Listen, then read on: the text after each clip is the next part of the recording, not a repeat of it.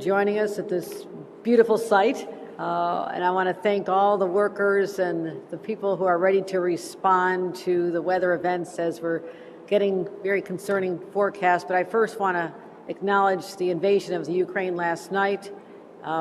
Very frightening images. Our hearts go out to all the residents of that country that is now under siege.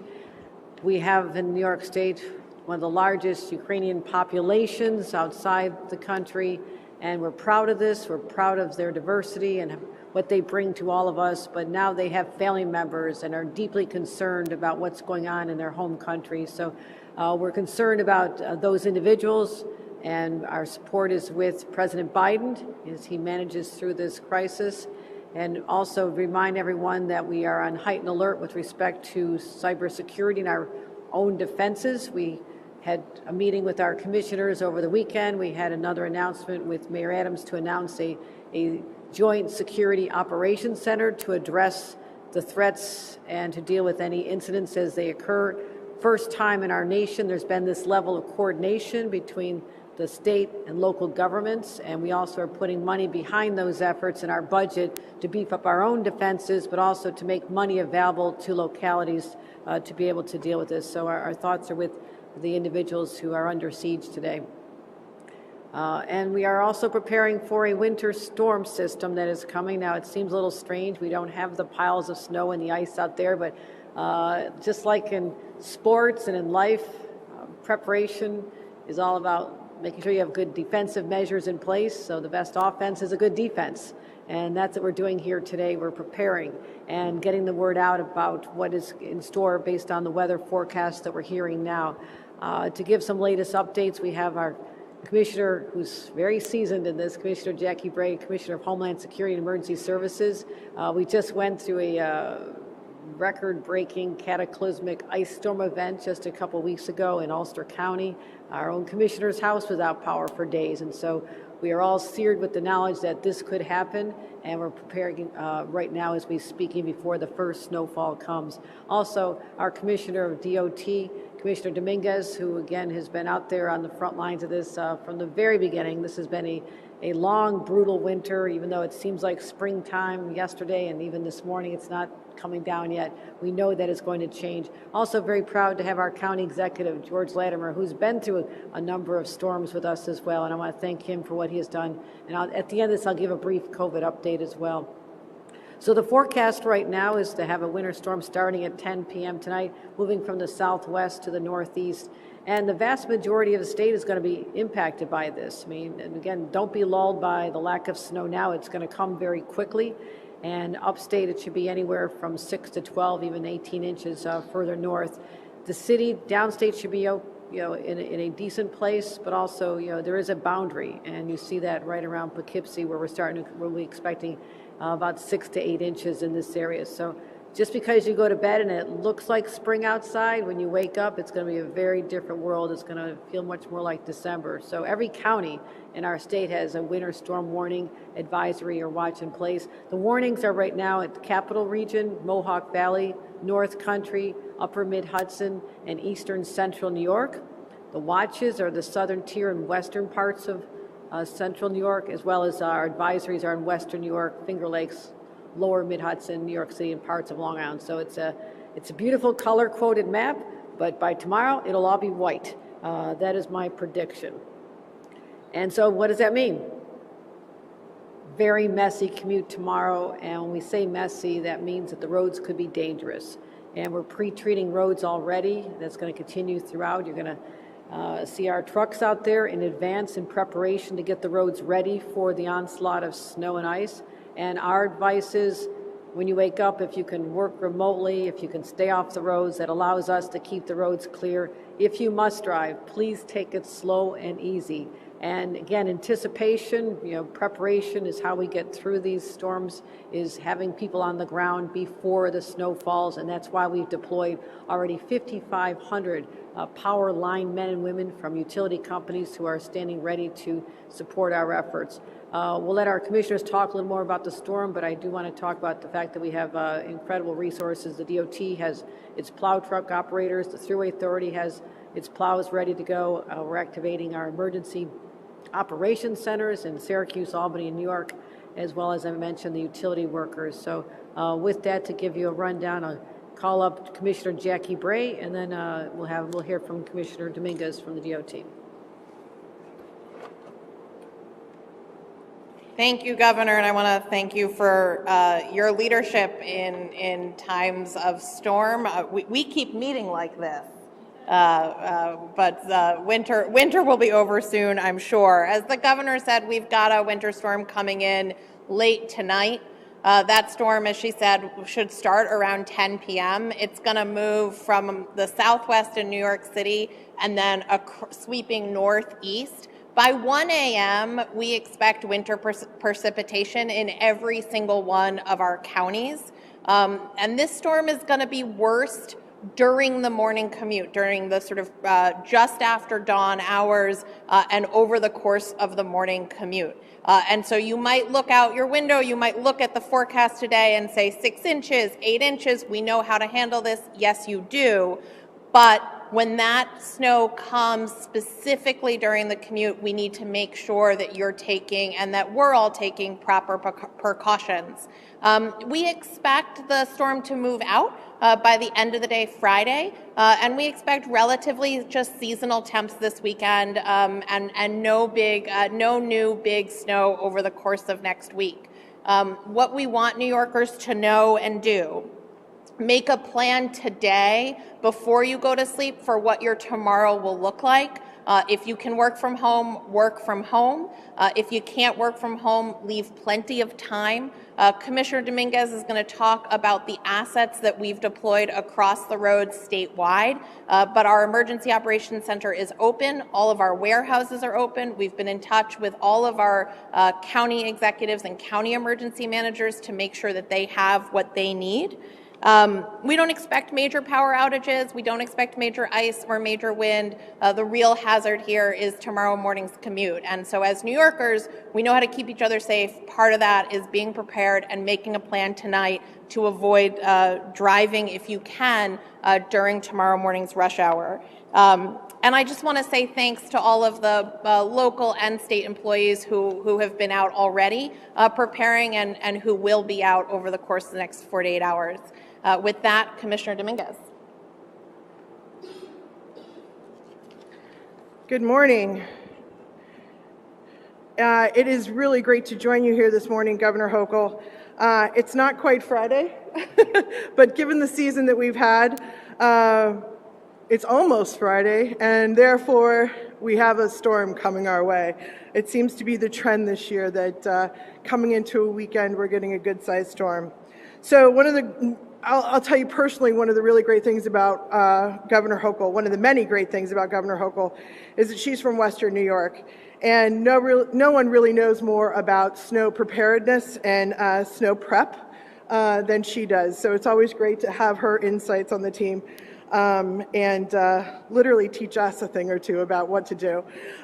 So Governor, New York State DOT is preparing and has prepared and is already out and executing on this storm.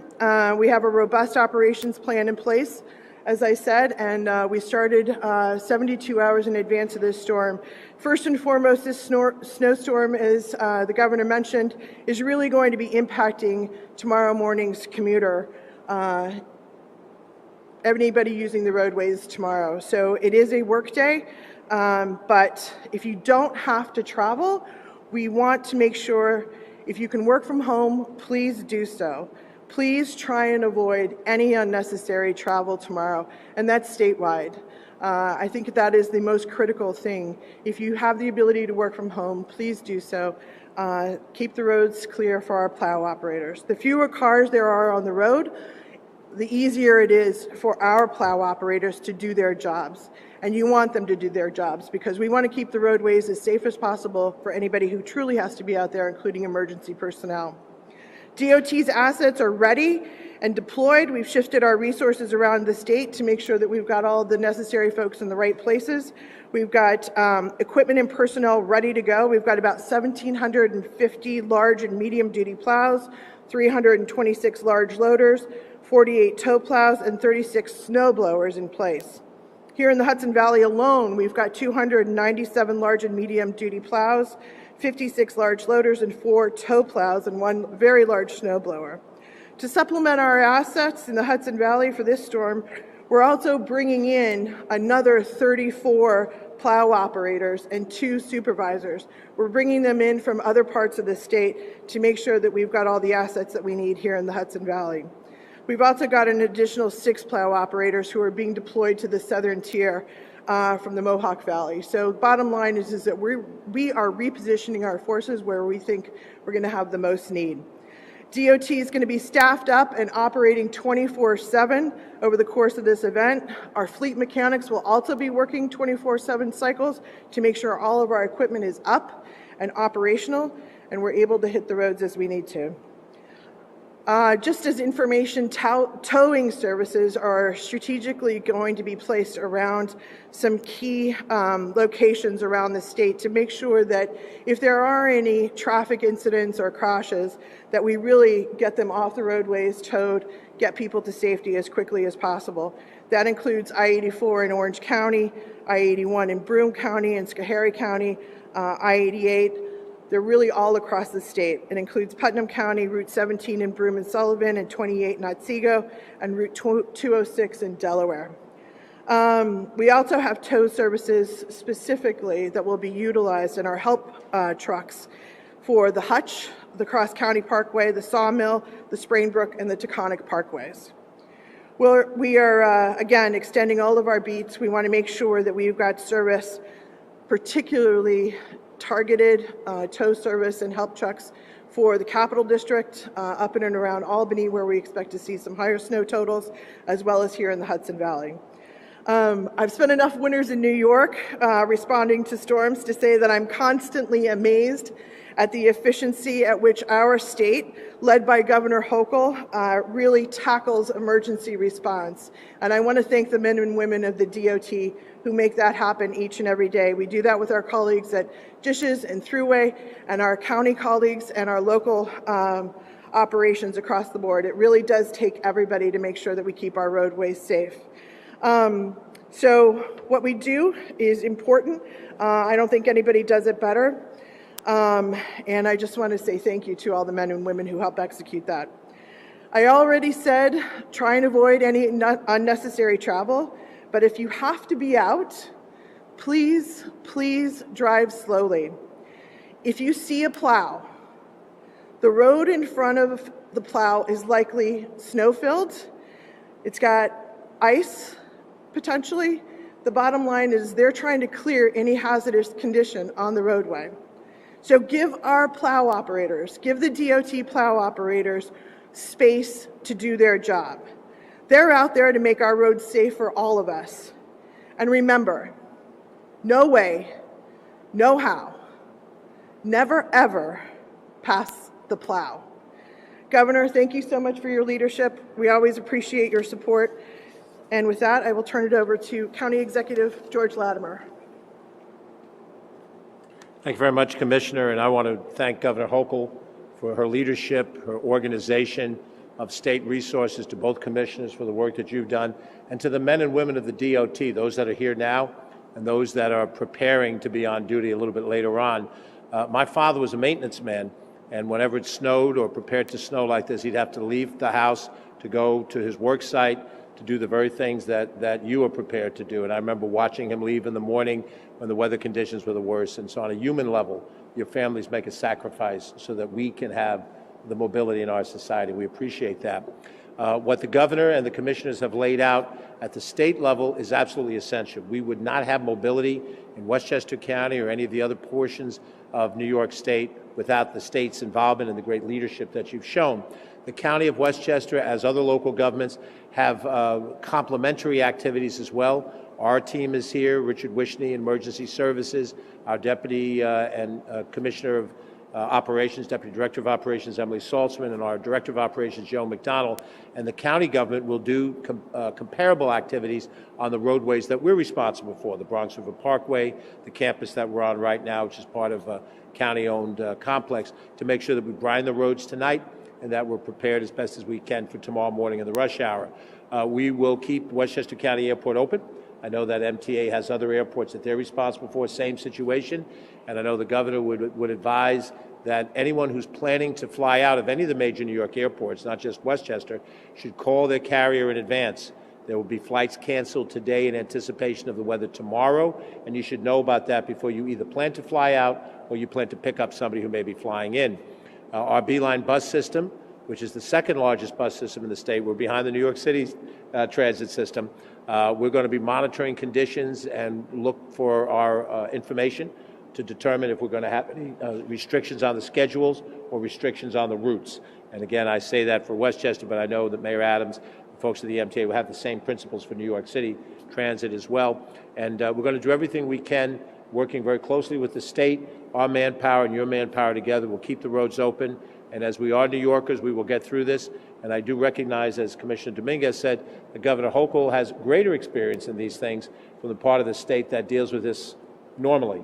Those of us downstate, we see it a few times a year, but we're ready for it, and we appreciate your leadership in doing that. We also appreciate your leadership on COVID, and we've tried to work cooperatively with the state. So I give you back the governor, who will give us an update on where we are with the COVID infections. Thank you, County Executive. And so while our weather forecast overall looks rather dark and foreboding, our COVID forecast is definitely much brighter. So we're looking at our pre-surge levels now. We finally came out of this Omicron variant, which again was named on November 21st, 22nd, and literally within a couple of weeks we had our first cases here in the state of New York. So you look at that graph, it is extraordinary to see where we came from last October to where we are today on early February, our numbers from February 23rd yesterday.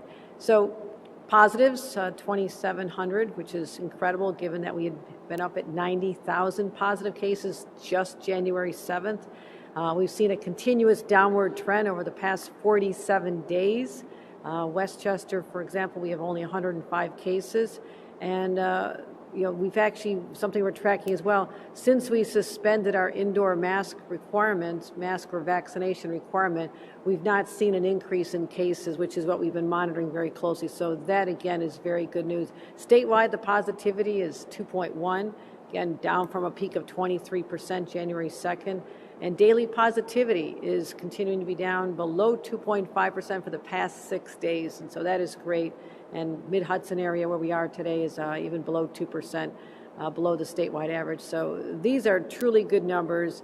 This is a cause of optimism, a sense that we are beyond turning the corner. We are emerging from this. And also our hospitalization, another metric we watch very closely, because hospitals are the lagging indicator. First there's infection, then illness, and then in the more extreme cases, there's hospitalization. So we're down to about 2,200 hospitalizations. That's down from 12,000 we just had literally a month and a half ago, so that's incredible. And hospitalizations have been going down for 42 days as well.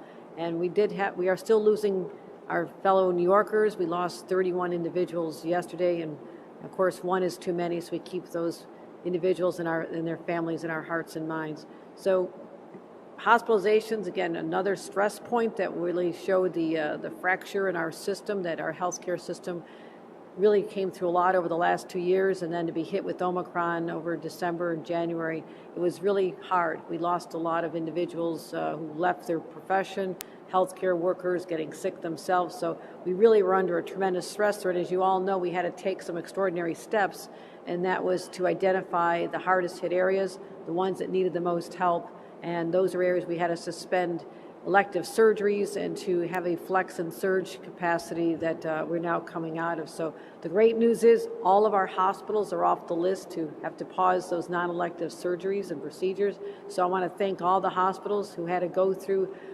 tremendous stress.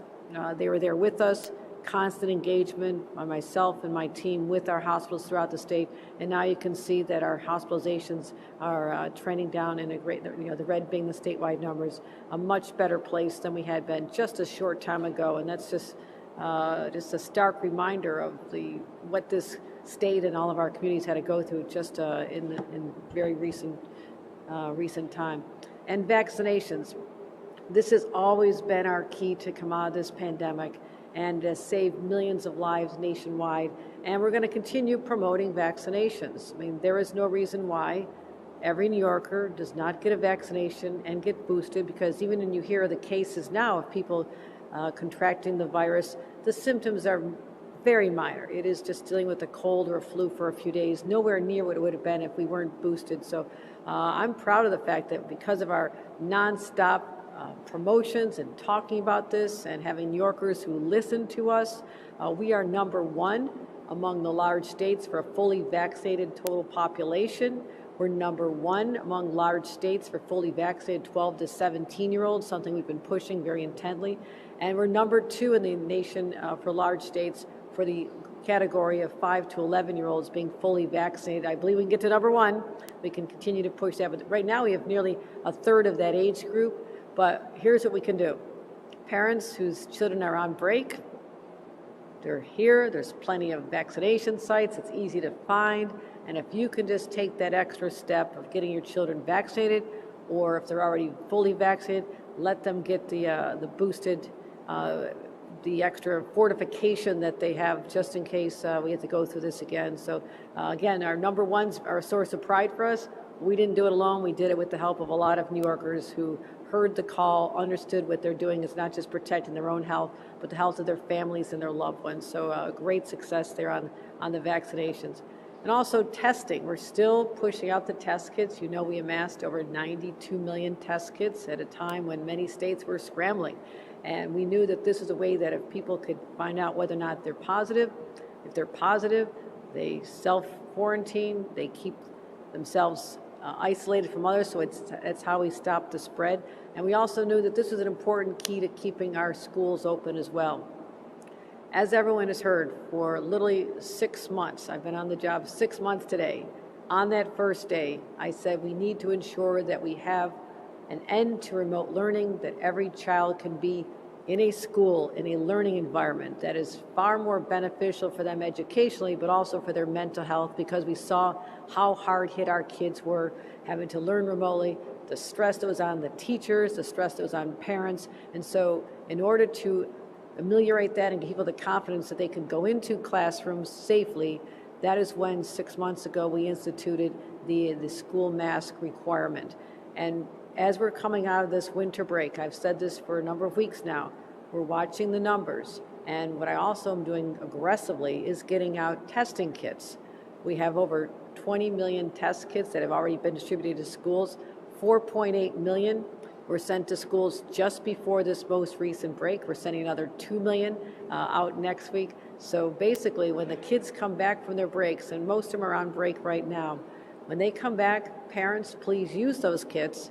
Test your children Monday morning before they head into school. It doesn't take much time. It's not invasive. It's very simple. And then there's enough kits that have been distributed for you to test them again just in a couple of days, just in case they were exposed. If you took a vacation, you went to Florida, Disney World, and there may have been exposure there. So this is just one more way we can make sure that there's not been an increase. And we've seen a few times in past breaks there is an increase, but with more children vaccinated, we're in a much better place. And so we are prepared to stay on the same timeline that I've been laying out for a number of weeks now of what we're going to continue looking at as we make decisions on the school mask. Again, this will always be driven by the data that is in front of us, continuing to reduce the number of cases, the number of hospitalizations. The vaccinations are going up, as well as I said, I'm going to keep my eye on any global trends that are out there, because again, back in November, it seemed like it could be a safe time to start talking about loosening up some of the requirements, and that would have been the wrong decision at that time, given what we know now, looking in the rearview mirror, what happened with Omicron when we were just walloped with a variant that spread like wildfire. So I don't foresee that, but I needed to have the luxury of time to assess that closest to real time, which is what we're starting to approach now. So I'm going to continue working with my team, but also with teachers and parents, the individuals who run the schools, the school superintendents and the school boards, continue to have that constant dialogue that we've been having since the beginning. So we'll be having more announcements on that after the break is over. So with that, we'll take any questions. I'm sorry. That people will be complacent. They'll think that it's springtime, it can't be that bad. I need to get people mentally back into the fact that it is still winter and that people will be smart about this. And when there has not been snow on the roads, they can be very slick. You know, fresh snow falling during the night. People go out there and they think, well, it's not that bad. Slippery roads mean people end up in ditches or in collisions, and that is dangerous. That is why all of my partners here are asking people to assess whether or not you really need to leave in the morning, or can you just stay until the snow settles down. So I don't want people to get complacent and just say because it looks like spring now that this is still doesn't have the potential to be a very serious winter storm, and that's why we're here today. All right. Thank you, everybody, for coming out. And again, thank you to our DOT workers, our Thruway Authority workers, our emergency personnel, our county partners, County Executive Latimer, for being on the front lines with us as we battle what I hope could be one of the final winter storms. And yes, they always seem to hit near weekends. And so let's try to break that trend and head into a beautiful spring before long. Thank you, everyone.